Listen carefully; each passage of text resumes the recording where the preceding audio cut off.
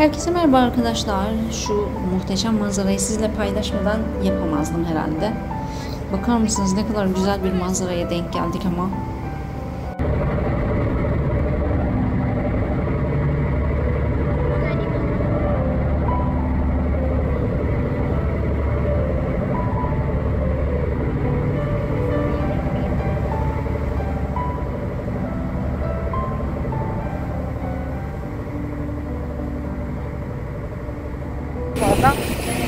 Merhaba arkadaşlar, kanalıma hoş geldiniz. Ben Güliz Kaya. Bugün biraz İstanbul'u gezeceğiz. Nereye gidiyorum? Kuzguncuk'a gidiyoruz.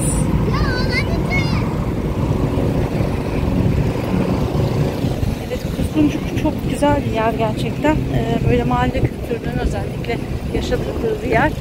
Ben de o yüzden her zaman merak ediyorum.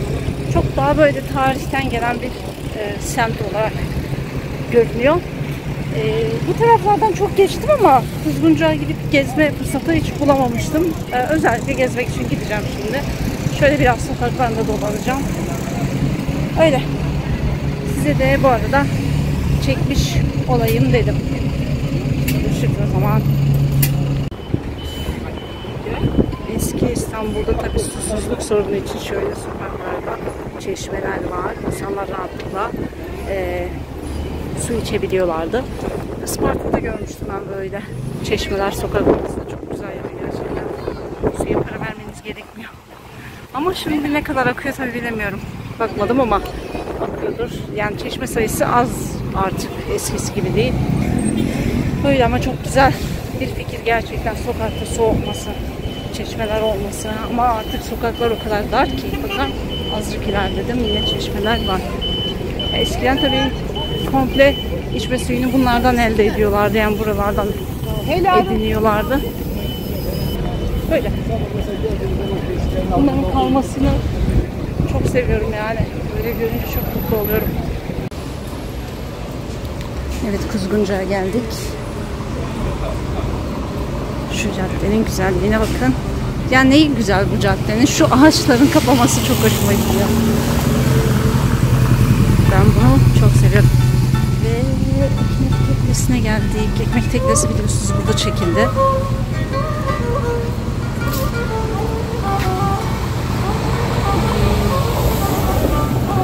Şu anda da işlemeye devam ediyor.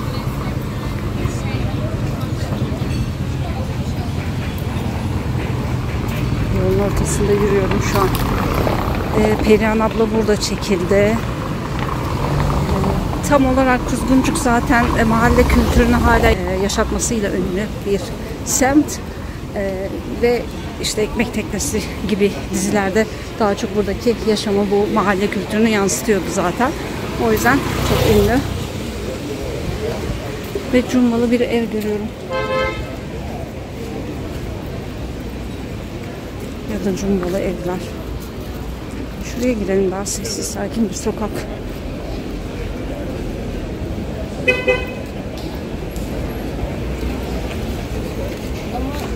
Bu kitap evi de çok ünlü. Nail Kitap Evi.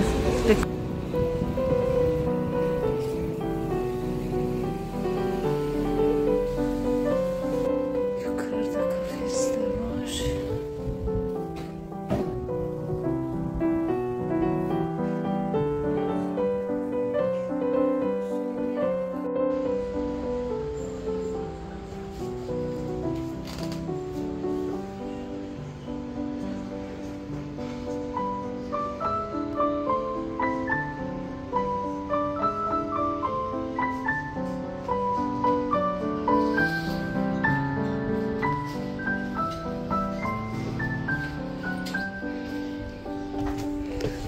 Sokağa bakalım.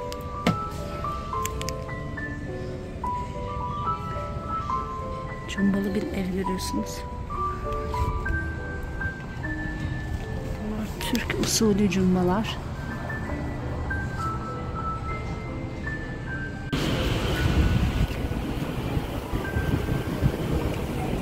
Evet, burası gerçek cumbalı evler.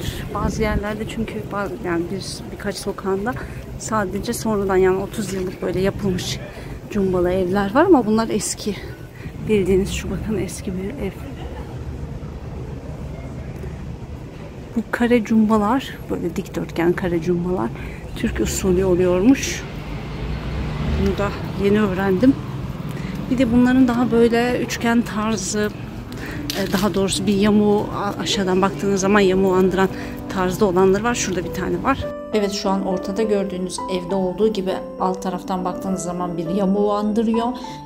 Bu tarz cumbalar ise genellikle Hristiyanların evlerine ait olduğu söyleniyor. Ne kadar doğru ben tabi bilemem. Eski zamanlarda böyleymiş.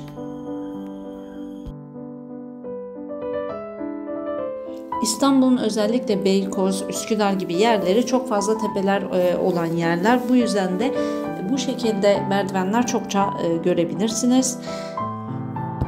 Ama buradaki merdivenlerin başka bir amacı var. Zamanında burada bu merdivenler bir amfiteyatro gibi tasarlanmış ve buralarda belirli platformlar yapılarak tiyatrolar sergilenmiş.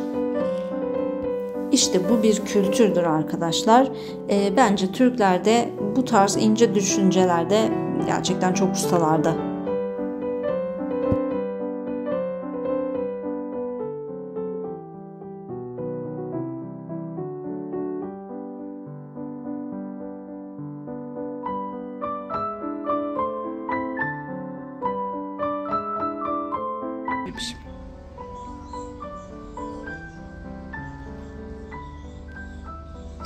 Şimdi şu kitaptan kendime alacağım, hem de imzalı buldum. Bu arada şu Swiss kristalleri çok beğeniyorum, kullanıyorum da kendi evimde. Böyle organik baharatlar.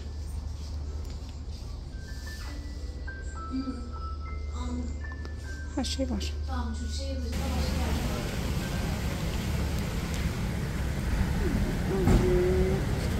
Var. Kuzguncuk birçok kültürün de birleştiği bir yer. Burada camiler ve kiliseler, sinagoglar gibi birçok yapıyı bir arada bulabilirsiniz.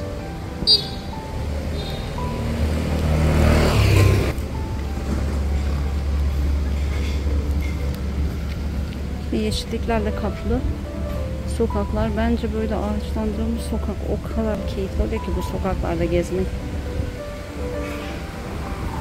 Ama bütün ağaçları söktüler sokaklarda. Maalesef.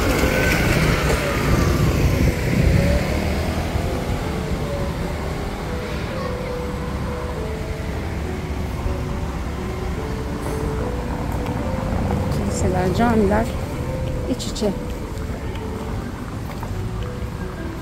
Ne bir kültür mozaiği diyebiliriz zaten. Önce bu mahalle kültürünü de oradan alıyor. Kuzguncuk Bostanı arkadaşlar. Mahalleli burayı rahatlıkla kendi kendine. Kuzguncuk Bostanı. Burası mahalleliye açık bir bostan arkadaşlar. Gelip istedikleri gibi ekim biçim yapabiliyorlar. Ürünlerini kendileri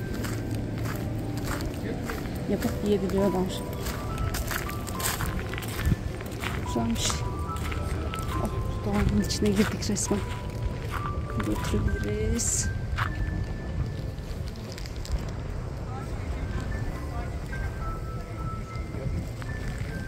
Hastalığımız da burada. Biraz susuz kalmış galiba. Cumbalı evler.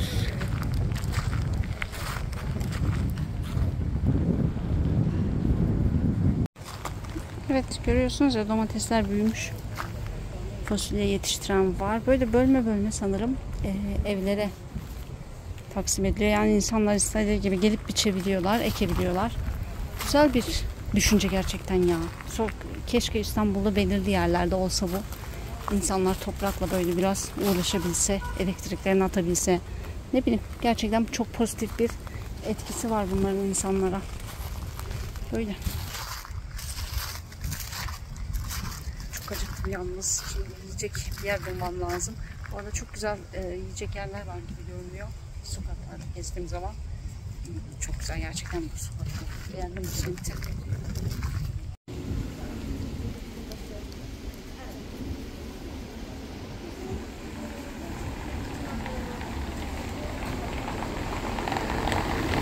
Simitçi Tahir Sokağa geldim arkadaşlar. Ve sokaktaki evler bildiğim kadarıyla daha böyle şey, yani 30 yıllık dış yapıları yenilenmiş, yapılmış aslında. Hakiki evler değil diye biliyorum. Şimdi ben de çıkacağım sizin için. Şu iki ev eski evlere benziyor.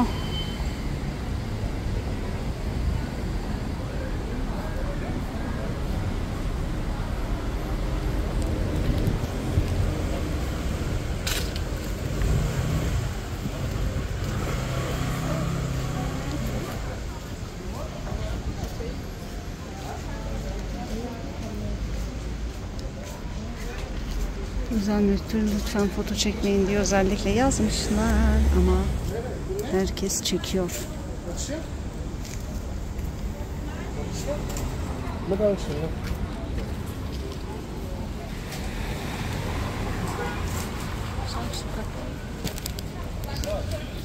Haklı olarak tabii insanlar çekilmekten hoşlanmıyor, evinin özel mülkünün çekilmesinden, ama burası bildiğin resimlik bir yer olmuş. Herkes geliyor sürekli resim çekiyorlar. Yapacak hiçbir şey yok, engel olunamıyor. Böyle. Çünkü İstanbul'da böyle tarihi yerler pek kalmadı. Daha böyle eskiyi andırıyor. Bakar mısınız şunun cumbasına? Böyle rengarenk evler, gerçekten çok güzel. Hikaye gibi.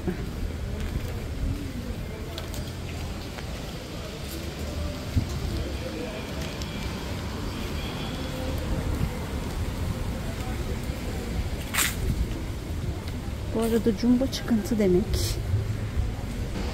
Şöyle evden dışarıya doğru çıkıntı yapılıyor ya, ilk kattan sonra işte onlara cumba deniyor. Böyle bir odacık yapılması olayına. Yalnız çok güzel mekanlar var, böyle minik minik, tatlı tatlı.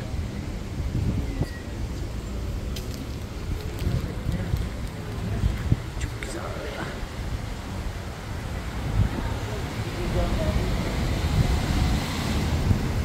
Bu arada bu mahallede çok kedi besleniyormuş.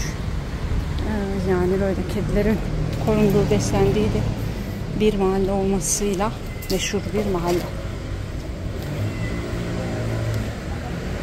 Bakar mısınız? Şokun dükkanı böyle mini mini.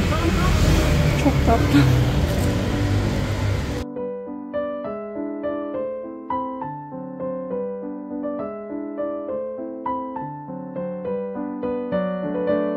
Yine bayıldığım sokaklar. Evet, şimdi tekrar çeke çeke geri dönüş yoluna gideceğim ve karnıma bir yerde doyuracağım. Bakalım lezzetli mi yemekleri görelim. Böyle. Ama gerçekten yaşın olması bir mahalle belli. Zaten burada yaşayanlar da burada yaşamaya doyamadıklarını söylüyorlar. Hep öyle duyuyordum ben. Çok nezih, mahalle kültürünün de yaşadığı bir yer, bir mahalle diye söylenir. Bu özellikleriyle meşhur bir mahalle.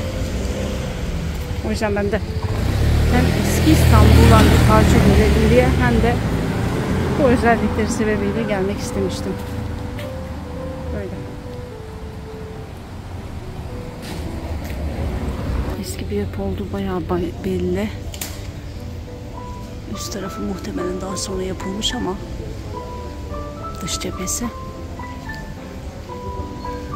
Ama bakar mısınız duvarlara? Bildiğiniz eski bir yapı.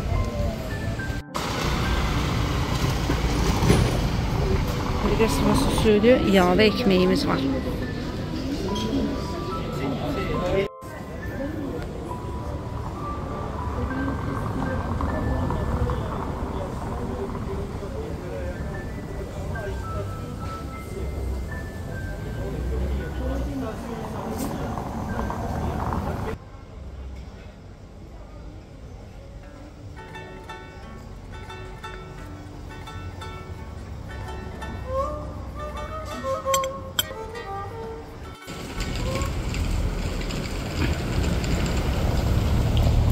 Şimdi size bir şey göstereceğim.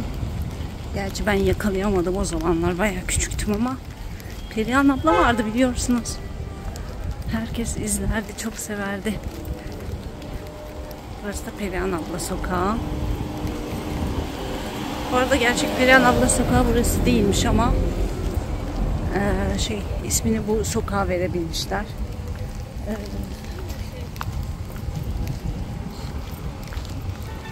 Zannımca bu sokaktı. Gerçek Perihan abla sokağı. Ha, neyse. Çok güzel sokak.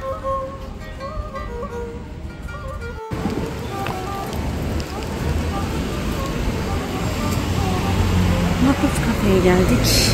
Bir kahve içelim burada.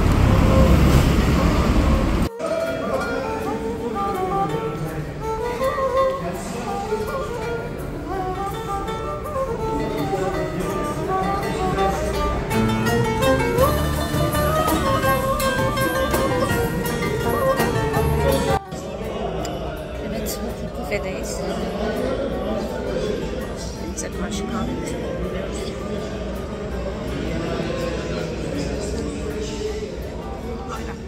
Dışarıda yer yok. Ben de o yüzden içeride takılıyorum şu an. İçerisi de böyle bir yer işte.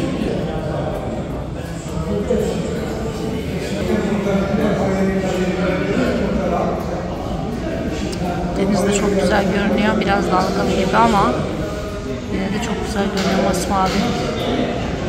Bu arada deniz bayağı böyle tertemiz, Marmara Denizi. Ve Boğaz'ın tüm güzellikleriyle sizi baş başa bırakırken videomu izlediğiniz için çok teşekkür ederim. Yeni videolarda görüşmek üzere. Bu videoyu da beğenmeyi ve yorum yapmayı lütfen unutmayın. Hoşça kalın.